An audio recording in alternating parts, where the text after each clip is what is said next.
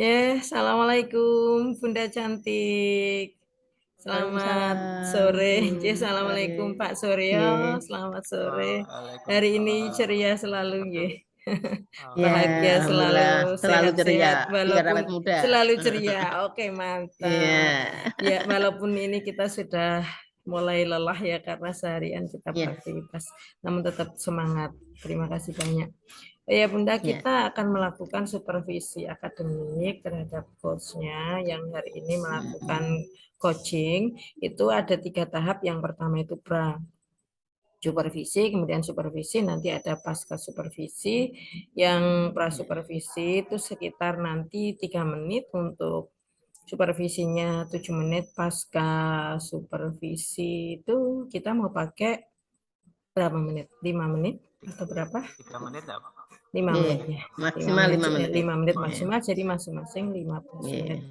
Oke, baik, monggo kita langsung ke bagaimana Bunda untuk yang prasupervisi ini. Saya ingin tahu pada hal apa yang ingin saya amati, yang menginginkan untuk diamati pada Eh, hal apa. yang saya inginkan untuk panjenengan mengamati Oke, saya adalah J. datang seutuhnya, Bu. Oh ya, Datang datang seutuhnya, nggih. seutuhnya, J. Nggih. Datang Nggih. seutuhnya, lajeng untuk hal yang pengen Iya. dikembangkan apa Bunda? Iya. Kalau yang ingin saya kembangkan itu pembelajaran yang beraneka ragam Oh ya, yang dilakukan di sekolah, nggih. oh ya, J. Iya. Ya, terima kasih Bunda. Monggo kita langsung masuk ke sesi supervisi. Dipersilahkan Bunda. Nggih. Assalamualaikum Pak Suryo. Waalaikumsalam warahmatullahi wabarakatuh. Mohon maaf mengganggu nih, mau melakukan supervisi akademik pada panjenengan. Oh iya. Eh, Selama seminggu ini, kira-kira pembelajaran yang mengesankan pada panjenengan atau yang membuat panjenengan kesan itu dalam tanda kutip ada yang senang, ada yang tidak ya. Yang mengesankan dalam waktu seminggu ini nopo Pak? Saya ternyata setelah mendapatkan suatu masalah di mana anak-anak itu sangat susah ya untuk di pembelajarannya, menerima dan sebagainya. Ternyata dengan menggunakan pembelajaran model gaya belajar yang berbeda bisa menjembatani antara potensi Mm, mereka yang berbeda itu ke dalam suatu pembelajaran atau tujuan pembelajaran yang kita inginkan. Ternyata dengan menggunakan lembar kerja yang berbeda pada anak-anak tersebut, di mana anak-anak itu dikelompokkan misalkan di model pembelajaran, model gaya belajarnya yang visual. Saya pakai lembar kerja dan saya tambahkan guntingan-guntingan gambar-gambar cantik. Misalkan baju-baju yang cantik, terus celana yang cantik, untuk nanti dipasangkan di lembar kerja tersebut menggunakan lem yang sudah disediakan. Kemudian yang verbal itu saya pakai tabel, pakai diagram, dan itu di lembar kerja mereka juga mengisi di sana, mereka menulis di sana. mm, Kemudian yang kinestetik saya buatkan lembar kerja yang mengarahkan mereka untuk bergerak.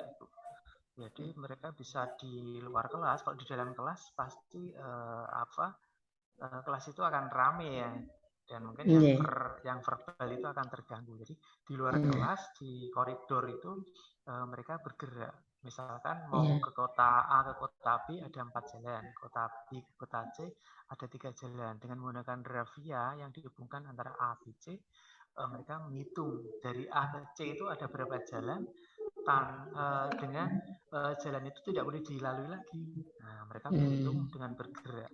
Setelah iya. itu saya amati ternyata anak-anak pada suka itu, ya sesuai lah dengan keinginan mereka, bahwa yang Mm, visual pengennya gambar-gambar cantik ya, pengen masang-masangkan suatu yang mudah, yang indah. Terus yang kinestetik mereka tidak mengganggu temannya lagi, tapi mereka iya. kembali bergerak untuk mendapatkan suatu pemahaman dari materi.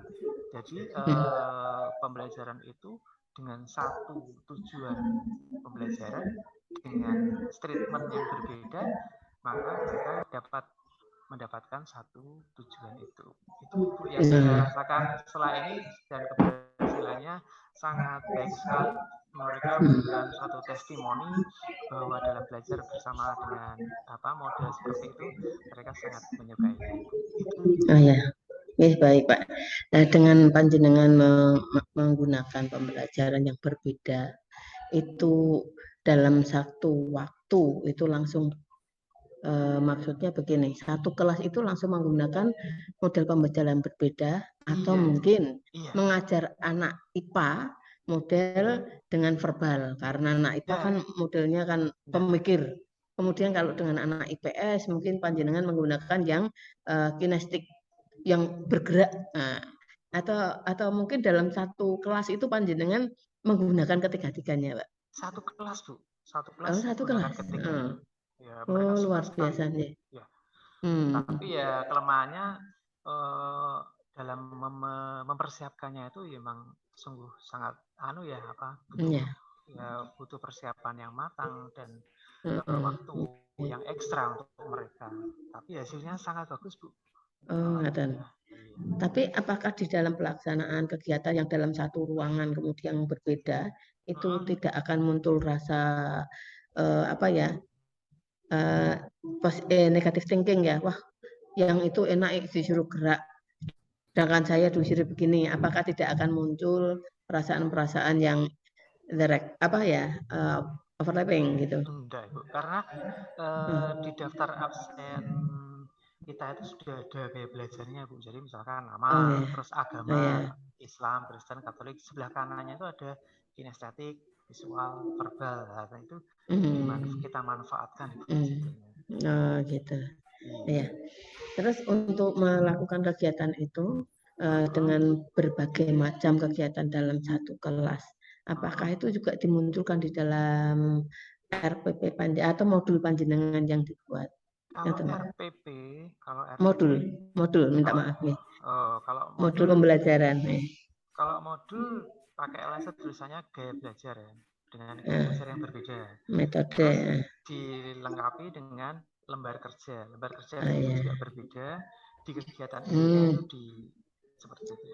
Untuk masalah pendahuluan sama penutup itu seperti biasa di kegiatan inti yang kita laksanakan di situ. Terus cara panjenengan menjelaskan, karena kan tadi kan ada 3 macam metode yang dipakai dalam satu ruangan. Apakah panjenengan itu menjelaskannya sekali jalan, tetapi regu ini menjalankan dengan cara seperti ini atau bagaimana, Pak?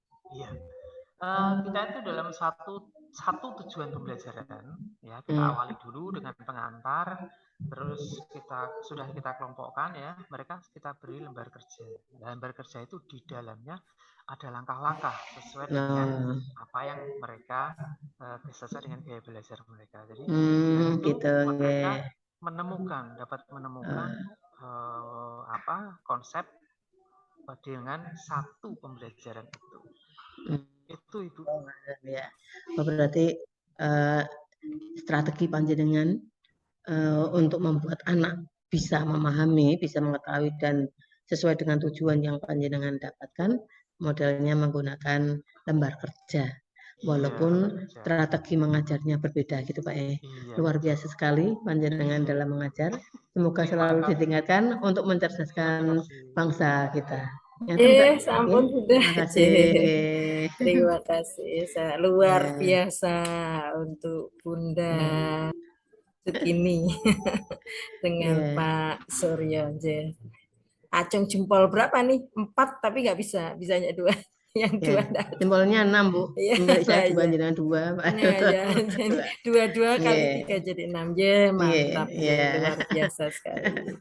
Bunda, ya ini kita masuk ke sesi pasca supervisinya.